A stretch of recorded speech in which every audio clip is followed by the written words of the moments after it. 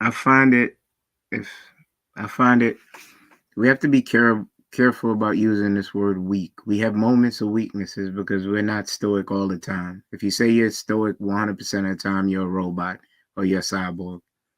We all have moments where we are supposed to show weakness, but what is the corrective action that ensues that? Now, Are you the man? I don't think that weakness is necessarily a bad thing when it comes to when if you understand the balance of it. If you expose your weakness, that's one thing. We all have weak spots or weak areas in our armor, right? But exposing that's a even larger form of weakness, in I'm my I'm opinion. surprised. I'm surprised you answered that, Visitor Poet, because he stated that we all have situations where we have to show weakness. So that means you agree that there's instances where we're supposed to show weakness. Nah, let me correct the statement Yeah, I don't think I heard that him. you took. So you We didn't say are that. we are all flawed. There will be moments in our Right. lives that we show weakness. Oh, But okay. what is the corrective action that ensues that? Are you the man that could put your pride and ignorance aside and go speak to a man and go iron it out rather than rush into the breach and whatever happen? Or are you that man that can simmer down, take a knee, and realize that this is not the man that you wish to continue to be, and you go and you solve a problem rather than quantify it? And you call that? What do you call that? You said that's weak. Is that what you mean by weakness?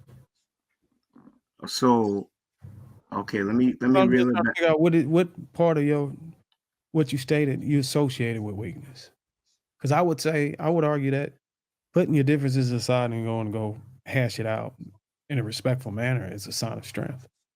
Okay, well, the sign of weakness is responding with threat of violence and finalities that could come from violence.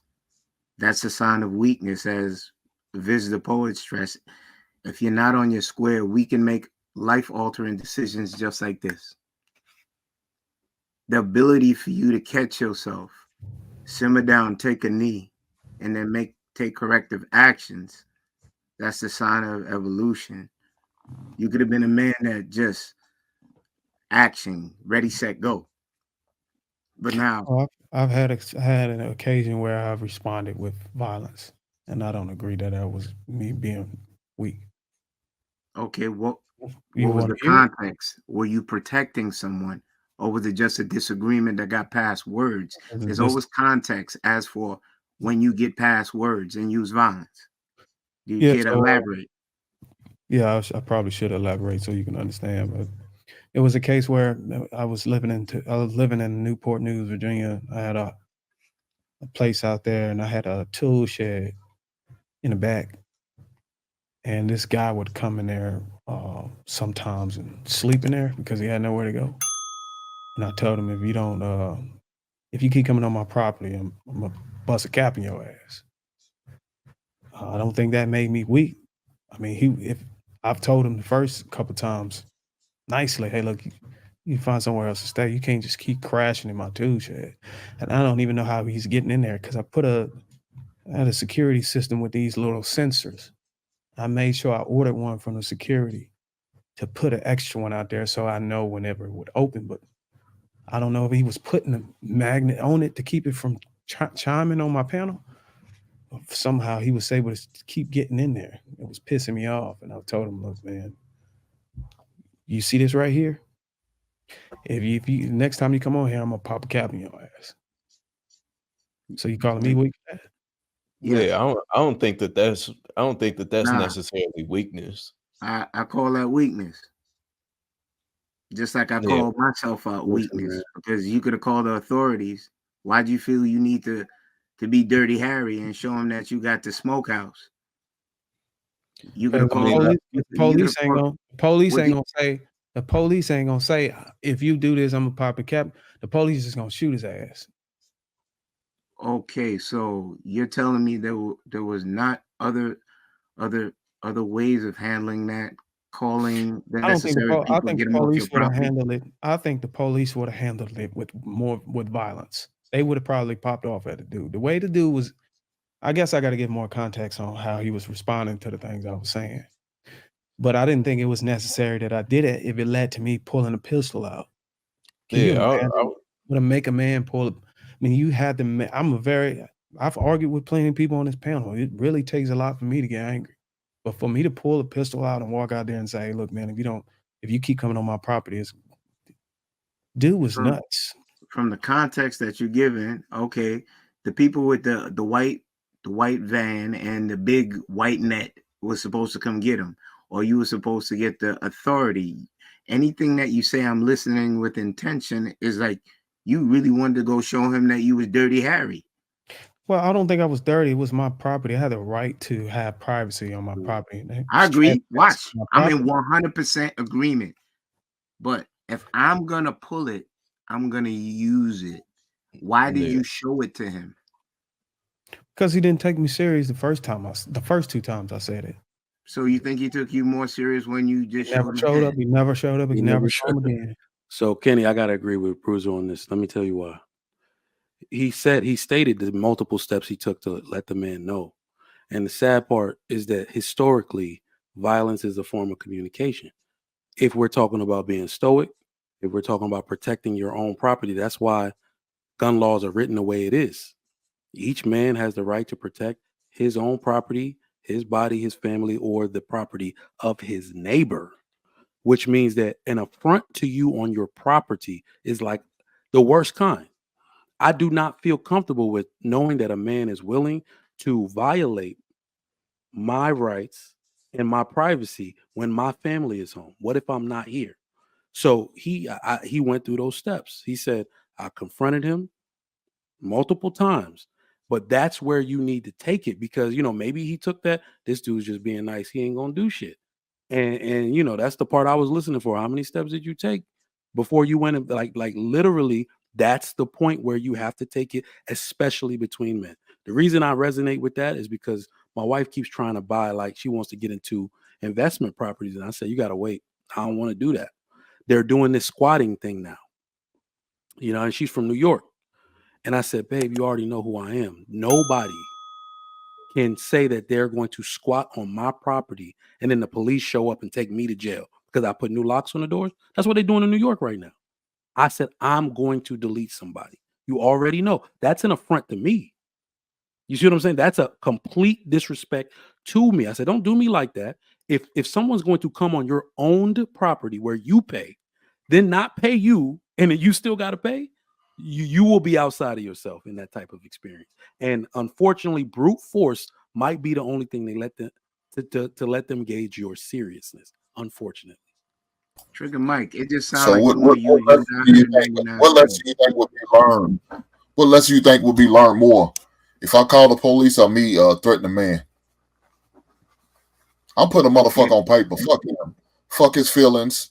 And if the police fucking shoots him, there's less paperwork and attorney fees I got to deal with. I don't give a damn about you motherfuckers. If you don't have my goddamn last name, you ain't got my bloodline. Why should I care about you if you violating my home? It's my house. I don't care what the police does. I don't care what you look like or who you are. A 9 and 99, I don't care. Don't violate my crib. Because I'm not looking for you to come to break bread with me. I look at you as a threat. So I will treat you as such. So I'm gonna call the officer. I'm gonna put you on paper. And you could have I'm took not them gonna out on your waste my time property. with any other things. And for the record, Mike, squad has always been around. That's always been an issue. That's never not been an issue. So it's not just a new thing of a squatter. I had to deal with. I'm about to deal with it now when I go to the auction and buy a piece of property. Because some people's in there, and I can't do nothing until I get to the property. But it is what it is. I'm gonna say too, to Trigger Mike, you can't really, you technically can't delete somebody because they're in a house squatting on you. I live in You Texas. I In beg your to differ. shed. no, you still can't, bro. Like No, I know. I'm not And talking about squatting. I'm talking about I wasn't talking about the law. You see what I'm saying? I'm a firearms instructor by trade. Like on the side, I do that.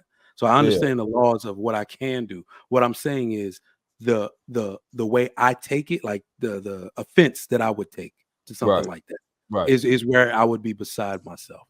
So yeah, on my own property, meaning if they're if somebody brings a deadly weapon to my doorstep, you know what I mean? That I understand those laws very well, but no, I'm not going to use that method of force as my first option for a squatter. Yeah. Well, no, just wanted to clarify that. And then even too with Darwin, even just you showing them, you know what I'm saying? That's aggravated assault.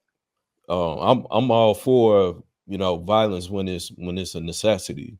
I'm not opposed to that at all. And I am a 2A advocate as well.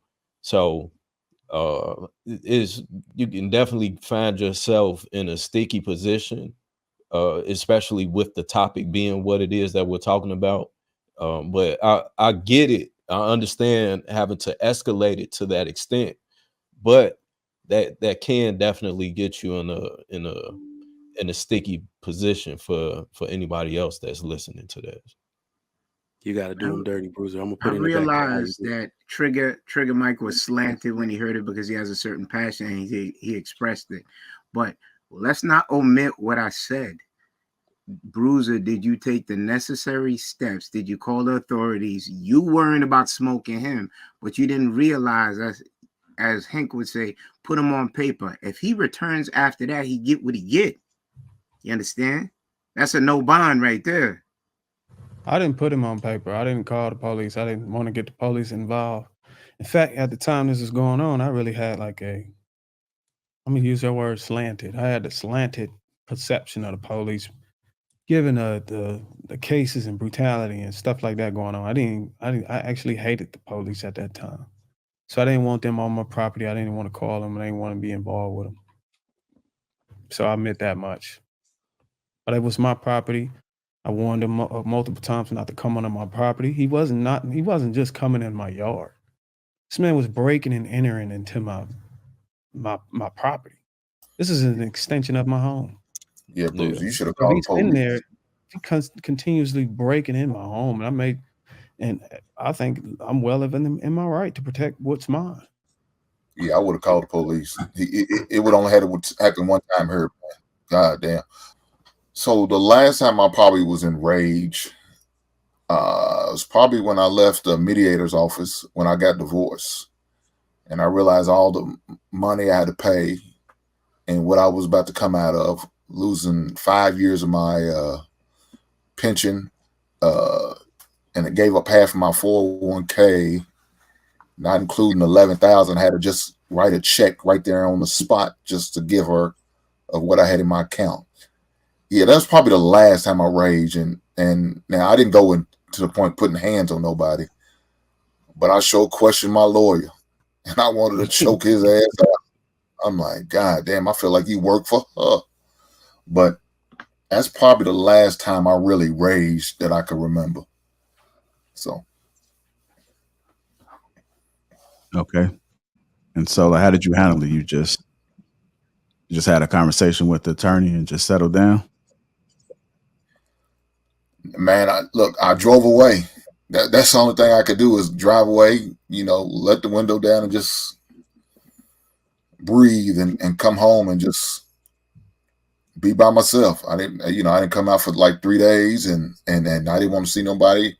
I guess fortunately for me, it was like, the weekend. So I had a couple of days. I didn't have to go to work the next 3 days. So it just allowed me to, calm down and get myself together mentally, Now, fortunately, I had to go and, talk to my buddy,